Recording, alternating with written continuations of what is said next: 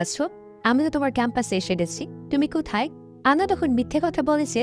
এই তো, আমি প্রায় চলে আসছি। আমি এখন বাইকে আছি, গিয়েই তোমাকে ফোন দিচ্ছি। এই বলে সে তাড়াতাড়ি রেডি হয়ে ভার্সিটির দিকে রওনা দেয়। এরপর সিন পাল্টে গিয়ে আমরা দেখি আঙ্গা আর তার বন্ধু আব্দুর রহমানের সঙ্গে বসে আছে। তার মন খারাপ। আব্দুর রহমান তাকে অনেকভাবে বোঝাতে থাকে, তুমি যেটা করছো সেটা ভুল।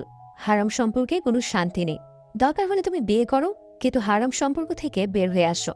হারাম সম্পর্ক তোমার দুনিয়া এবং আখিরাত দুটোই নষ্ট করে দেবে। আসলে একটু আগে আঙ্গার গার্লফ্রেন্ড মিথ্যাকে ফোন করেছিল এজন্য যে তার বিয়ে ঠিক হয়েছে। সে তার বাবা মায়ের অবাধ্য হয়ে অন্য কাউকে বিয়ে করতে পারবে না। তাই সে আঙ্গাকে তাকে ভুলে যেতে বলে এবং সে আনোর সঙ্গে শেষবারের মতো দেখা করতে এসেছে। এরপর নামাজের সময় হলে আব্দুর রহমান আঙ্গাকে বলে, চলো আমরা নামাজ পড়ে আসি। আঙ্গা বলে, আবার কিছুই ভালো লাগছে না, তুমি নামাজ পড়ে আসো, আমি একটু একা থাকতে চাই। আমার সাথে সবসময় খারাপ কিছুই হয়, আমার জীবনে কোনোদিন ভালো কিছু হয়নি। তখন আব্দুর রহমান বলে, আল্লাহ তোমাকে ভালোবাসেন বলেই খারাপ সম্পর্ক থেকে তোমাকে বাঁচিয়েছে। এজন্য তোমার আল্লাহর কাছে শুকরিয়া আদায় করা উচিত। পাশেই তো মসজিদ, চলো নামাজ পড়ে আসি, নামাজেই শান্তি। এরপর আব্দুর রহমান তাকে জোর করে মসজিদে নিয়ে যায়। মসজিদে গিয়ে আব্দুর রহমান অজু করতে থাকে, আর আল্লাহ তখনও মন খারাপ করে মেয়েটার কথাই ভাবতে থাকে। সে আব্দুর রহমানকে বলে, আচ্ছা, মেয়েরা এমন কেন হয় বলো তো? এদের মনে কি ভালোবাসা পরে কিছুই নেই? একজনকে ভালোবেসে কিভাবে অন্য কাউকে বিয়ে করে? আব্দুর রহমান তখন রেগে গিয়ে বলে, তুমি আসলে পাগল হয়ে গেছো। মসজিদে নামাজ পড়তে সেসব পথে কিভাবে বলো তুমি? তবে মেয়ের প্রেমে অন্ধ হয়ে গেছো। নামাজ পড়ো, আল্লাহর কাছে যাও, যেন তিনি তোমাকে দিনদার সুন্দর একটা বউ দেন। ঠিক তখনই আমরা রাতিকে দেখতে পাই। সে বলে, আব্দুর রহমান, আল্লাহ তোমার দোয়া কবুল করেছেন। আমি আমার সুন্দরী প্রিয়তমাকে পেয়ে গেছি।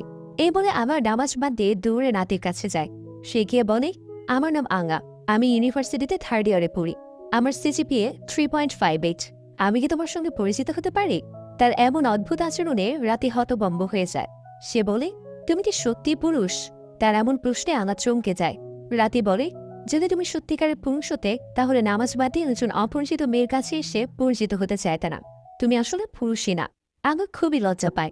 এরপর কিছু না বলে সে সোজা গিয়ে নামাজে দাঁড়িয়ে যায়। নামাজ শেষে আঙ্গা আর আব্দুর রহমান মসজিদের ওস্তাদ সুপ্তার কাছ থেকে ইসলামিক বয়ান শুনতে থাকে। সেখানে রাতেও ছিল। ওস্তাদ সুপ্তা আসলে রাতের বড় ভাই। রাতের বাবা মানে তার পরিবারে আপনজন বলতে শুধু ভাই আর ভাবি। বয়ান শেষ হলে আঙ্গা আবারও রাতের কাছে যায়। সে রাতিকে অনেকভাবে পটানোর চেষ্টা করে। এক পর্যায়ে সে রাতের কাছে তার ফোন নম্বর চায়। রাতে তখন বলে, আপনার সঙ্গে আমার আজ প্রথম পরিচয়। আমি কিভাবে একজন অপরিচিত মানুষকে আবার ফোন নম্বর দেব? আঙ্গা তখন বলে, এই তো, আমরা তো এখন পরিচিত হয়ে গেলাম। আমার নাম আঙ্গা, আর তোমার নাম রাতি। এখন আর আমরা অপরিচিত নই। রাতি বুঝে ফেলে এই ছেলে খুব নাচফোর